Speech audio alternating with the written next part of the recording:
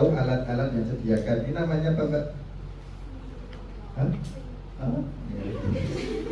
Bengkok gitu ya. Bengkok ini setelah ini anduk nanti kalau di SPPN ini tidak ada ya, adanya pengalas atau underbed atau bengkok ya. Nah, terus ini tisu, ini gelasnya nanti berisikan air untuk umur ya, bukan diminum ya, salah nanti persepsi. Ini kita ngomongnya apa ini? Cepuk apa? Kamu ngomongnya coba. Misalnya, Kak, tolong ambilkan ini, kamu ngomongnya betul. Apa itu? Ya, pots ya. Pots putung gitu ya. Pots putung. Baru ini spoon bersih. Pertama-tama yaitu kita cuci tangan ya. Cuci tangan ingat enggak? Coba ada sana cuci tangan ya.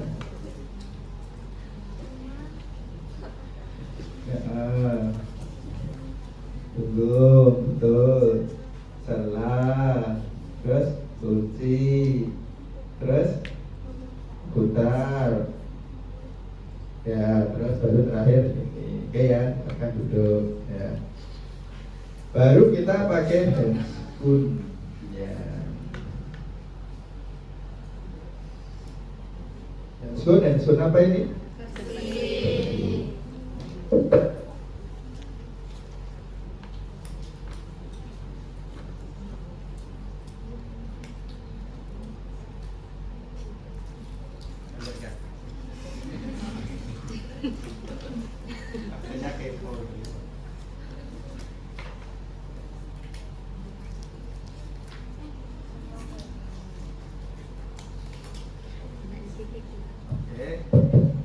Ini prainteraksi sahabat alat. Berarti kalau prainteraksi sekarang kita masuk ke interaksi. Misalnya buka begini, buka. Iya. Bisa dipahami? Bisa membayangkan? Assalamualaikum. Selamat siang. Perkenalkan, nama saya Perawat Aribo. Saya mahasiswa dari UMKT, Bu. Saya yang kebetulan shift siang dari jam 2 siang sampai nanti jam 9 malam. Boleh sebutkan nama lengkapnya, Bu? Kiki Rahmasari. Boleh lihat bilang identitasnya? Mesti. Ya. Nanti untuk fase ini berkaitan dengan jangan sampai kita salah. Kamu enggak? Kalau nanti pasiennya lemes, kadang nggak usah disampaikan, boleh sebutkan nama lengkapnya. Ngomong aja, langsung saja namanya seperti tadi. Nah, saya bilang, apa benar dengan Ibu Kiki Rahmasari? Nah, dia nganggung atau benar? Bisa dipahami konteksnya di sini. Tapi kalau standarnya pasien safety, yaitu pasien meminta menyebutkan gitu ya. Tapi kalau nanti tidak bisa, berarti baru kita apa benar dengan ibu ini. Misalnya ini tidak sadar, kita konfirmasinya ke siapa? Keluarga. Tapi konteks batu efektif nggak mungkin nggak sadar ya, karena ini nanti dia akan melakukan. Kecuali pada pasien yang koma gitu ya, Anda konfirmasinya ke keluarga. Baik nanti yang tidak sadar ataupun nanti pasien anak gitu ya. Kalau anak tidak bisa ngomong diajak, ini nggak nyambung nanti. Baik Ibu, tujuan saya datang ke sini untuk melakukan tindakan keperawatan berupa yaitu batu efektif. Dikarenakan dari hasil pengkajian Ibu tadi suaranya itu sini banyak sekretnya Ibu. Kemudian Ibu dari nafasnya tadi itu lebih dari 20 kali per menit. Kita menemukannya 26 kali per menit. Kemudian untuk pelaksanaan prosedur ini Bu, kurang lebih nanti akan saya lakukan dalam waktu 10 sampai dengan 15 menit.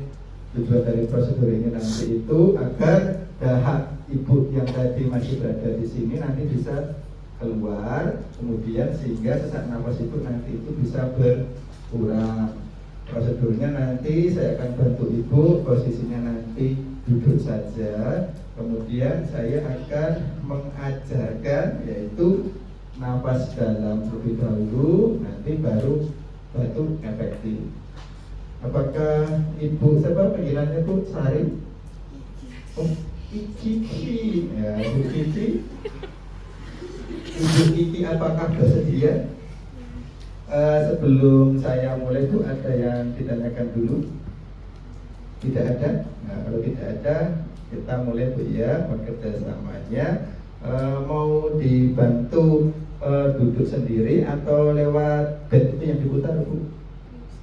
Oh, duduk sendiri, silahkan. Wah, pinter ya. Kiki pinter gitu ya. Yang pertama yaitu kita ajarkan dalam psiki ya, dalam intervensi keperawatan, standar intervensi keperawatan Indonesia namanya psiki. Itu kita tidak bahasanya memberikan nafas dalam, tapi mengajarkan nafas dalam. Kalau ngajar misalnya, logis tidak? Misalnya saya ngajar Anda, saya tidak bisa. Dia memang harus bisa dulu, paham enggak? Berarti kalau di sini saya mau mengajarkan, kalau nanti itu adik-adik praktek mau bahasanya mengajarkan, berarti Anda juga harus tahu dulu gitu ya. Nanti harus nyuruh apa gitu ya. Yaitu mengajarkan nafas dalam terlebih dahulu.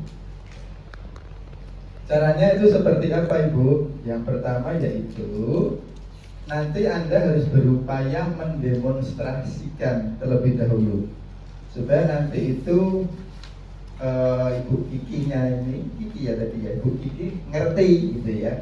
Yang pertama konsepnya Ibu, nanti kita tarik tarik udara lewat hidung ya selama 4 detik. Berarti seperti ini ya, selama 4 detik. Ini berarti begini. Ya. Kemudian saya akan menahannya, tidak saya keluarkan habis narik itu. Tahannya 2 detik. Saya hembuskan 8 detik lewat mulut, tapi mencucu kayak niup lilin ya, bukan lilin babinya katanya, lilin. Berarti gini, kalau saya hembuskan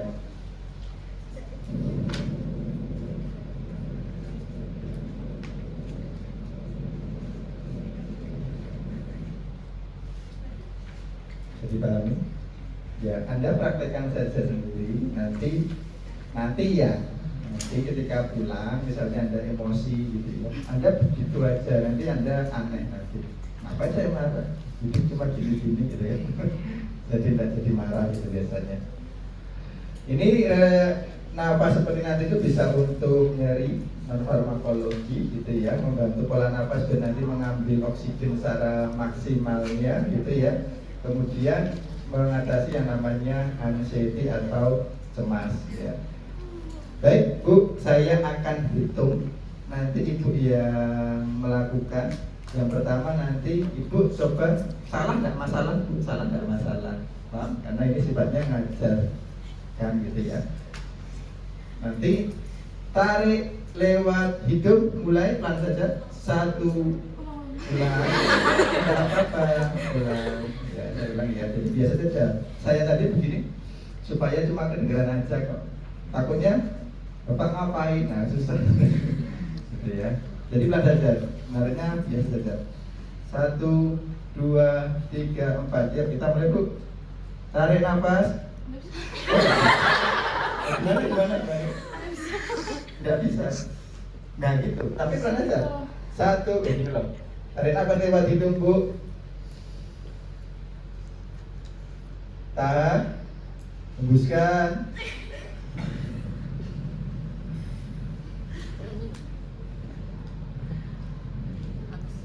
Bisa dipahami?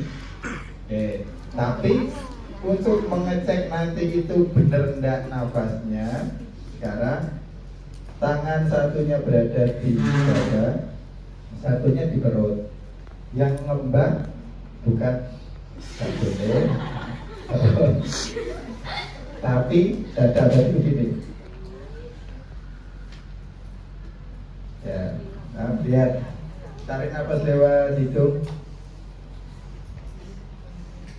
Tahan 2 detik. 1, 2, hembuskan. 1, 2, 3, 4, 5, 6, 7, 8. Pintar. Tarik nafas lewat hidung. 1, 2, 3, 4. Tahan 2 detik. 1, 2, hembuskan. 1, 2, 3, 4, 5, 6, 7, 8. Tarik nafas lewat hidung. 1, 2, 3, 4. Tahan. 1, 2, hembuskan. 1, 2, 3, 4, 5, 6, 7, 8. Bisa dipahami? Ya, berarti kita sudah berhasil. Paham maksudnya? Nah, sekarang untuk tahunya berhasil atau tidak, coba ibu sekali tapi mandiri bu. Jadi anda nanti membayangkan narik nafas lewat hidung 2 detik, kemudian nanti tahan 2 detik, hembuskan. Sambil hembus itu kita bisa ngitung apa enggak? Ya, kalau kita mandiri, ya, ya.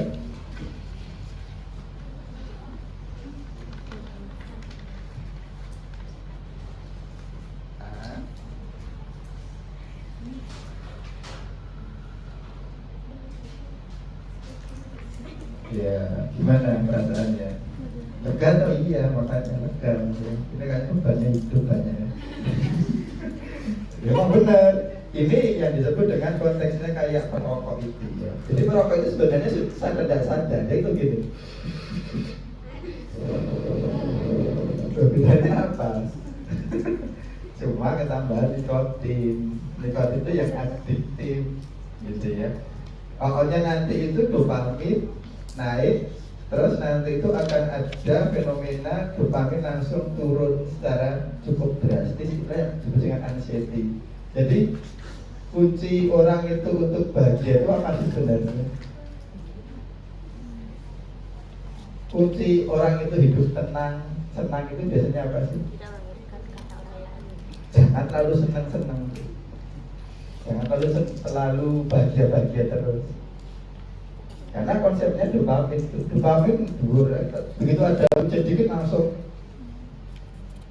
tidak bersyukur ya gitu lah. Karena data konsep ini, nah, itu nikotin juga begitu. Maka ketika nanti dopamin naik, dia akan kehilangan ininya, efeknya itu ya, sehingga nanti dia cemas, jadi dia cari rokok lagi, itu lagi kecanduan. Karena itulah yang terjadi. Padahal sebenarnya waktu dia belum merokok biasa-biasa saja, tidak ada fase anjlok itu dari bawah, fase merosotnya gitu, dopamin. Ya.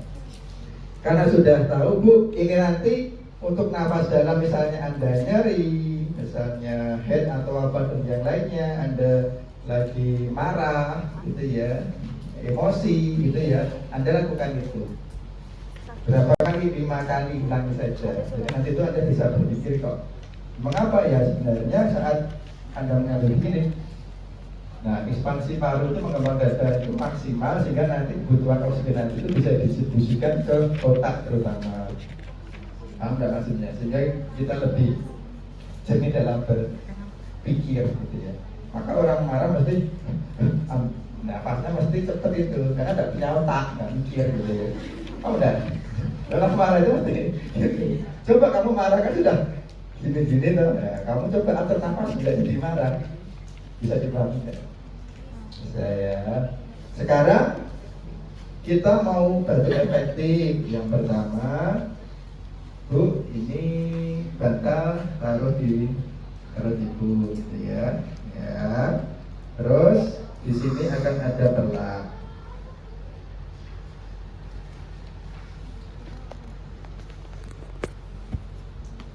Jodohnya pelak itu bengkok. Setiap ada pelak nanti ada bengkok. Selingkuhannya pelak apa? Plastik hitam.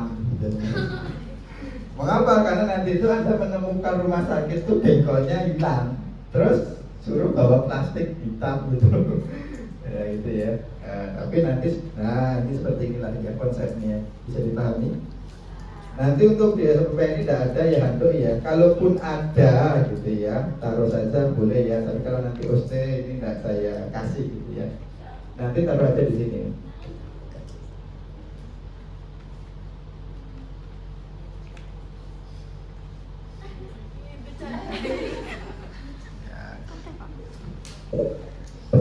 Karena nanti kalau ada gitu ya, kalau infeksius, kalau batuk biasa nggak masalah ya, batuk flu itu atau apa. Tapi kalau infeksius justru nanti ketika nanti itu ada yang kesini, ini malah jadi sarang penyakit, bang, nggak konsepnya di sini.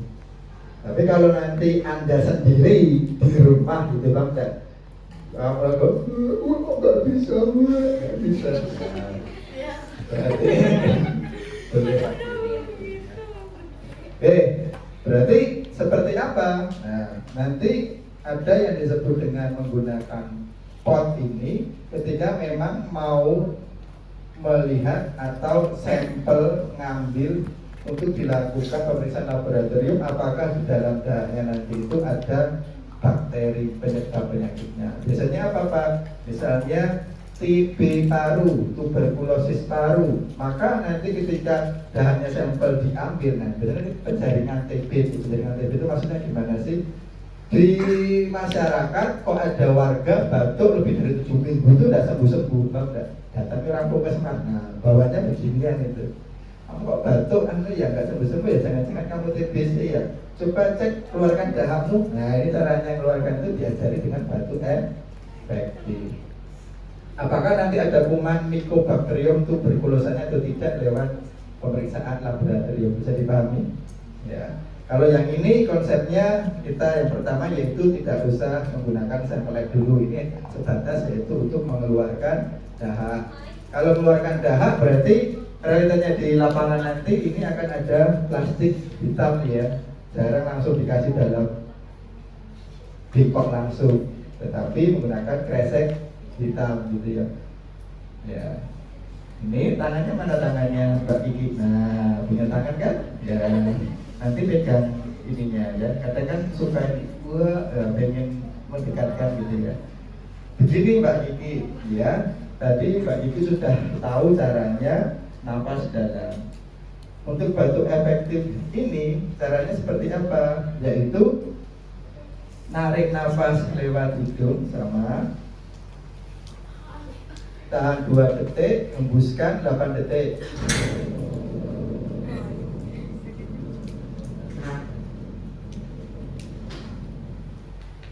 Tarik nafas lewat hidung 4 detik, tahan 2 detik, hembuskan.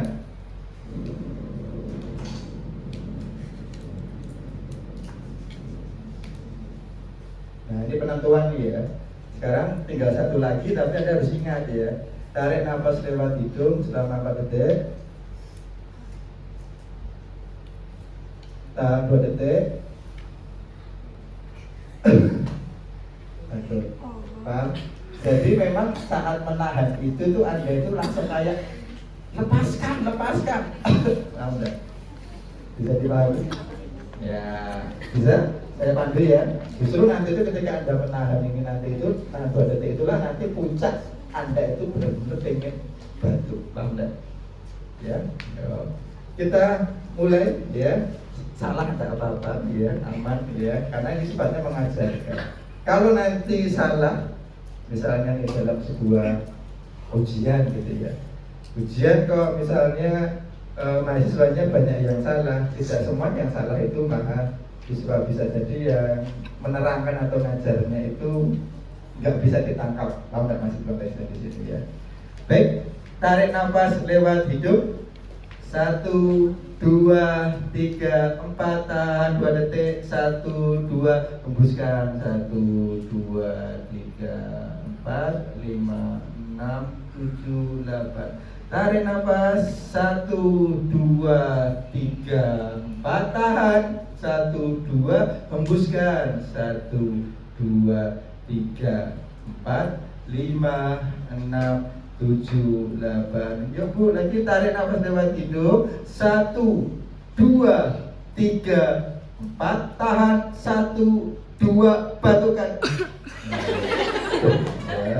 Bencet kemana-mana. Maksudnya ini nanti dipegang. Ya, biasanya nggak usah. Tapi nanti nggak, ada nanti begini.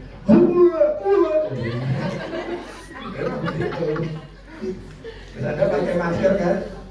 Kan pakai masker, paling ada cuma begitu. Ya, gitu. Kita manusia biasa ya. Ada pakai masker. Maaf ya. Yuk, kita mulai lagi ya. Nah, nanti boleh dipegangkan. Kalau ini buktinya kan ini VIP gitu ya. Ini kan pink semua tuh. Ya kalau kelas 3 kan putih biasanya. Nanti aku maunya dipegangin. Nah, berarti Anda pakai spoon, terus Anda kasih bengkok ya. Paham nggak maksudnya? Bisa dipahami? Kalau mau megangkan bengkoknya atau plastiknya. Biasanya nanti itu karena tahu itu cairan kita sendiri, orang itu kadang malu ya, biasanya senangnya itu dia sendiri. Paham nggak konteksnya? Ya. Kita mulai Bu ya, satu kali lagi ya. Ya. Tapi nanti ketika batuk dekatkan gitu ya. Ya. Tarik nafas 1, 2, 3, 4, tahan 2, 1, 2, hembuskan 1, 2, 3, 4, 5, 6, 7, 8. Tarik 1, 2, 3, 4, tahan 2 detik 1, 2, hembuskan 1, 2, 3, 4, 5, 6, 7, 8. Tarik 1, 2, 3, 4, tahan 1, 2, batukan. Nah, ada tuh refleks pengen batuk itu, paham nggak? Ya, dia ngerti karena memang merasakan gitu ya. Nah, karena konsepnya habis dari nafas kok berhenti nih gitu ya. Sehingga dia mengeluarkan. Terus Bu, ini apa tadi? Kumur-kumur ya. Kalau kelas sebelah tadi begini, minum ya. Buat kumur. Terus buat. Nah, terus Anda rapikan, gitu kan? Terus Anda kasih tisu ini belum dibuka ya. Oh iya. Tisu. Bu, ini Bu kalau mau dilap Bu. Ya, dilap. Ya, taruh sini Bu. Ya, teh hangat enggak? Terus merapikan pasien. Mas maaf ya.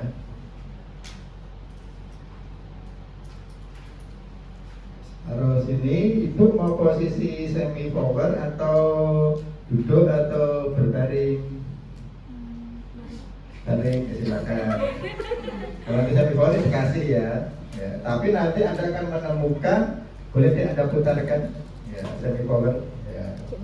Jarang nanti orang dengan penyakit paru posisinya seperti ini di rumah sakit. Yuk, putarnya ke sana. Ya, kayak gitu ya. Nah.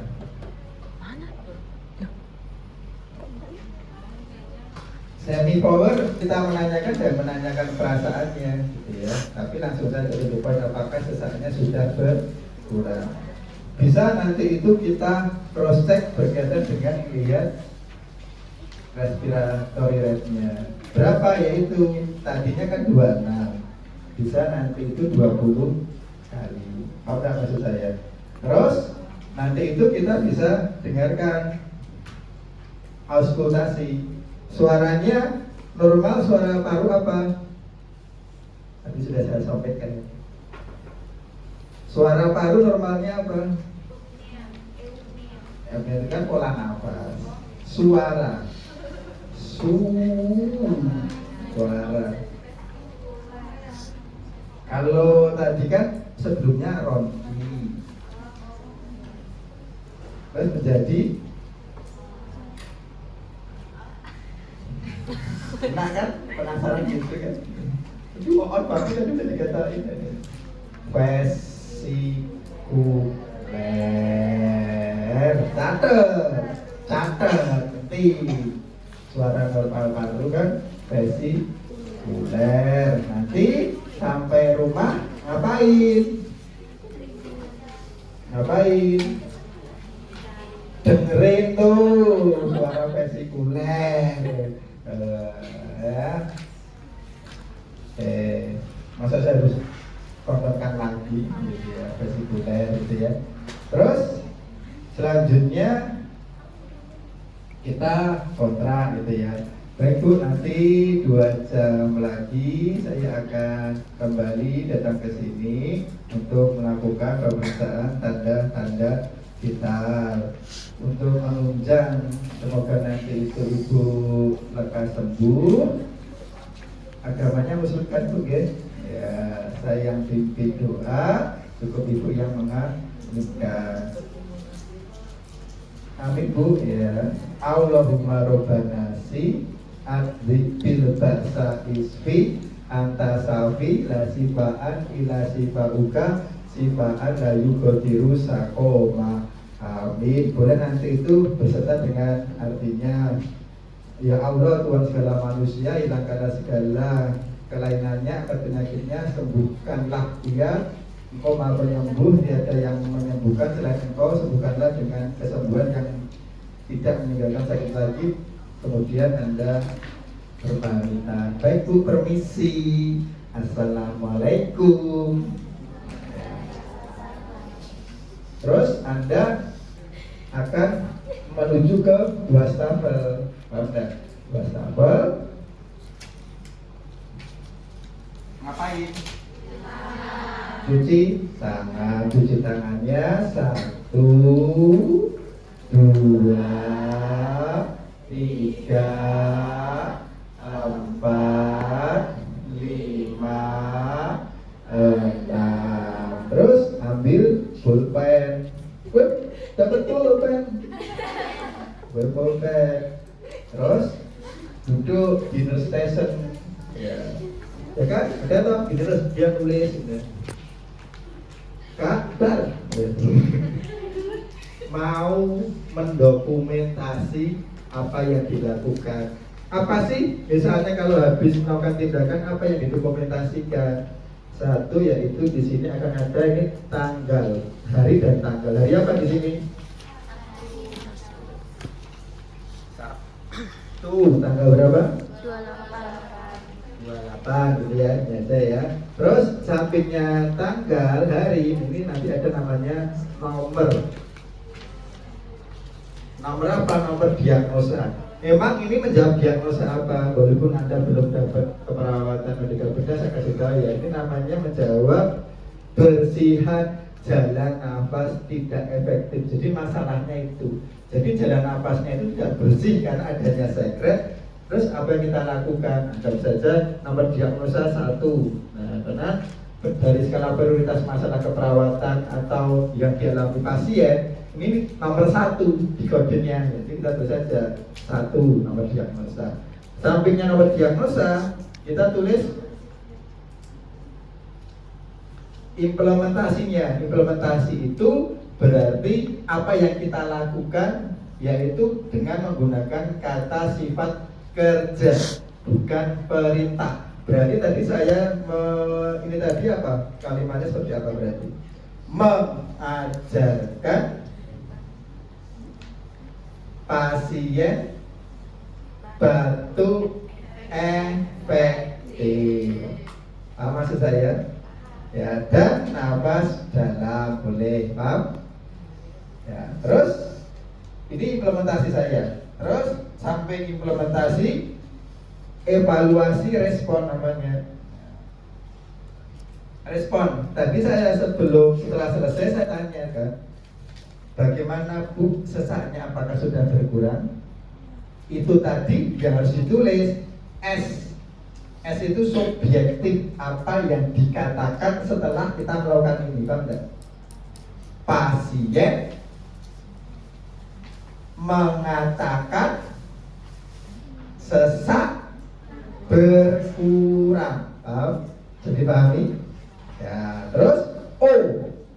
O itu hasil dari penilaian tadi ngomong sesak berkurang apa ya? Makanya tadi itu saya minta, oh suaranya sudah vesikuler. RR-nya yaitu menuju normal, misalnya kita anggap saja normal menjadi 20, tadinya 26, paham? Yang waktu awal kita tadi, sekarang menjadi 20, tulis respiratory rate-nya pola nafas RR 20 kali per menit. Kemudian boleh Anda misalnya sekret, Anda bisa ngomong ya, dahak kurang lebih berapa mili gitu ya, keluar dahak sifatnya purulen atau apa, encer atau pekat gitu ya, apa enggak maksud saya. Nah, tapi yang paling penting itu RR-nya, RR-nya. Oke, suara apa berarti? Suara vesikuler. Oh, setelah tindakan hasilnya ini, tindakan saya, tahu enggak? Baru terakhir sampingnya paraf. Ya. Tanda tangan kita. Jadi pahami? Pak, ini memang untuk apa nanti? Ya saya laporkan nanti itu untuk shift selanjutnya, kan saya shift siang nih. Kan nanti saya membacakan ini untuk yang shift malamnya, tahu enggak? Jadi pahami enggak maksudnya? Nah. Terus katakanlah tadi saya shift siang, tahu enggak? Berarti nanti itu pulangnya kan jam 9, tahu enggak? Nanti akan namanya evaluasi hasil. Saya sebelum pulang, saya harus memastikan kembali kondisi terkini terkait dengan napasnya gimana, paham enggak? Ya, saya tulis SOAP, SOAP namanya. S-nya, Bu, sesaknya sudah berkurang atau enggak, Bu? Atau apa, kambuh lagi atau sudah ada sesak? Oh, seperti tadi atau bagaimana? Yang waktu siang tadi, ini ceritanya mau malam pulang gitu. Sama. Sama gitu ya. Terus RR-nya kita lihat, oh R-nya kurang lebih sama. Kemudian kita cek auskultasinya. Kemudian masalah teratasi. Kemudian P-nya nanti itu bisa lanjutkan intervensi. Mengapa kok kira-kira pasiennya ini nanti hasilnya kok napasnya tetap stabil, RR-nya? Dikarenakan ketika nanti waktu tadi kita mengajarkan batuk efektif, ibu ini diminta untuk mandiri. Jadi kalau nanti ibu mau batuk tadi, apa namanya, batuk efektif sendiri, kamu enggak maksudnya? Tanpa harus datang perawat, karena sudah diajari, kamu enggak maksudnya? Nah, berarti tinggal saya laporan ke, wah ini saya si malam sudah datang, gitu kan? Nah, kronologinya begini. Nih Ibu Kiki ya, usia 10 tahun, 10 tahun. Berapa deh? 19 tahun gitu ya, dengan diagnosa pneumonia ya, tadi sudah dilakukan atau saya ajarkan relaksasi nafas dalam. Hasilnya sekarang ibu sudah bisa nafas dalam serta batuk efektif. Hasilnya sekarang ibunya sudah bisa melakukan batuk efektif. Hasil terkini untuk pernapasannya yaitu normal 20 kali per menit. Kemudian pasien juga tadi sudah mengatakan sesaknya berkurang, RR-nya 20 kali per menit. Kemudian suaranya vesikuler. Oh iya, berarti ini tinggal monitoring aja ya. Iya, paham nggak maksudnya? Jadi yang selanjutnya itu mengerti, paham? Nah, untuk lanjutkan intervensi nanti itu banyak intervensi ya. Misalnya pemberian obat nebulasi atau nebulator atau bronchodilator. Tapi karena ini kan kita sedang tidak praktek obat bronchodilator. Nah, apa maksudnya? Ya. Oke. Bisa dimengerti? Berarti kalau lanjutkan intervensi itu dalam sehari, pola nafas nanti itu bisa ajarkan nafas, berikan posisi semi power, berikan obat bronchodilator, entah yang kan kamu lihat baca di sini kan banyak itu intervensi itu. Nah, salah satu tindakan yang sedang kita lakukan kan ini batu efektif selesai nih, siapa tahu mau intervensi selanjutnya. Nah misalnya yaitu, oh ini jam 9 dari dokter Sukoco ini apa namanya program terapinya itu nebu tapi jam 9, jadi kan lanjutkan intervensi. Bisa dimaksud nggak maksudnya? Ya untuk maintenance-nya gitu ya. Oke, ada pertanyaan?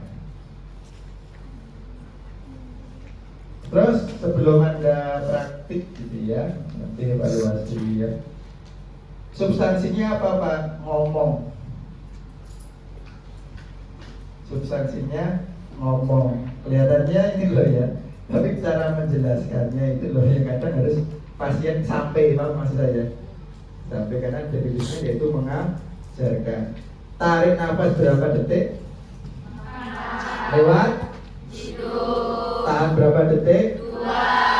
Hembuskan? 8. Berarti saya sudah bisa mentransfer ilmu saya gitu loh. Nah, intinya itu ya. Terus posisi yang diberikan batu efektif posisi duduk atau power ya.